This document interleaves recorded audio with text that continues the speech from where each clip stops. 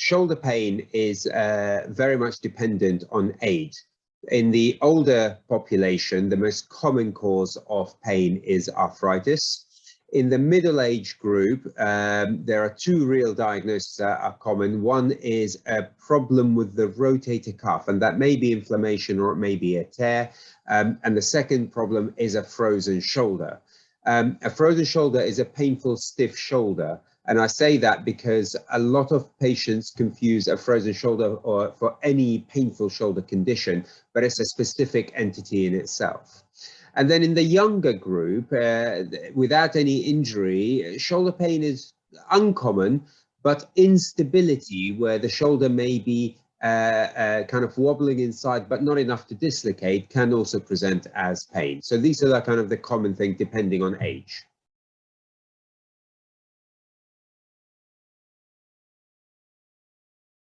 So pain in the shoulder, really you're looking at two occasions on whether it's serious or not.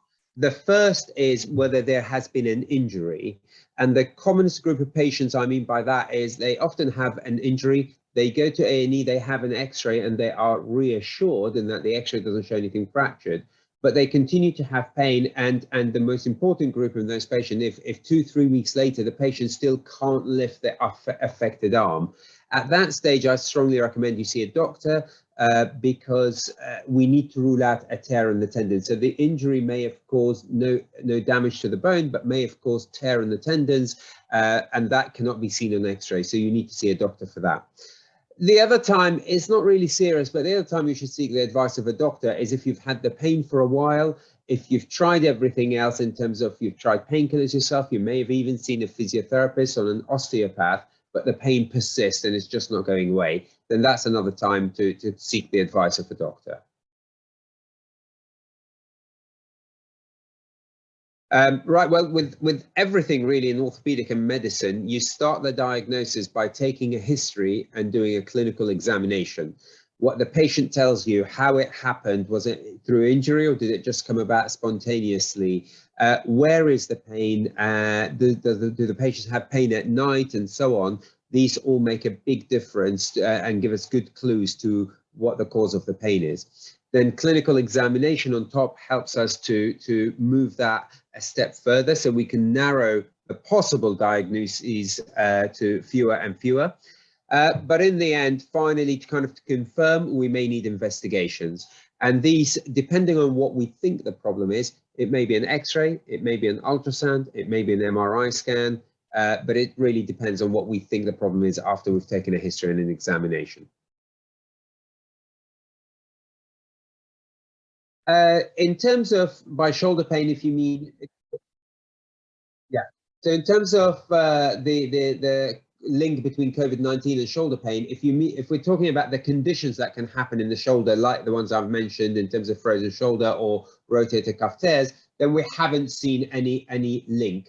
However, the patients who are presenting with shoulder pain as a consequence of COVID are the ones who are having vaccine. So because the vaccine is most commonly given into the arm, into the deltoid muscle, a very, very small group of patients can continue to have pain in that arm.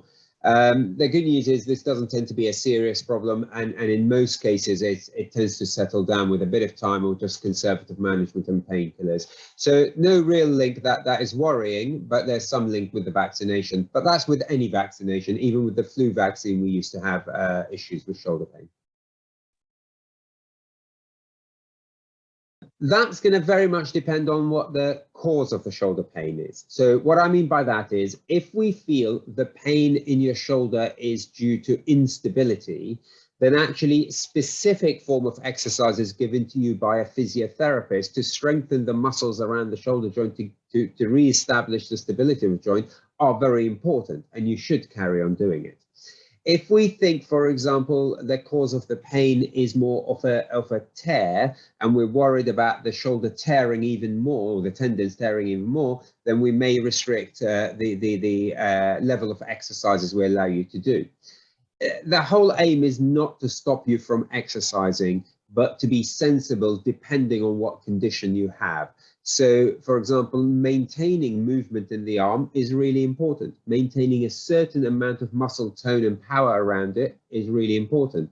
If you even have a small tear in one of the tendons, there is a group of tendons around your shoulder, we actually work on strengthening the others to see if they can take over the function of the one that has torn, and then that way maybe avoid any kind of intervention in the future. So the simple answer is no, you shouldn't avoid, but you may have to tailor your exercises depending on what the condition is. Okay, so obviously we start with the basic to relieve pain, and that's painkillers as you need them. All types of painkillers will have side effects. So to a certain degree, you have to be aware which ones you can take, which ones you can't take, what side effects come from them, so you recognize them if you develop any of those side effects.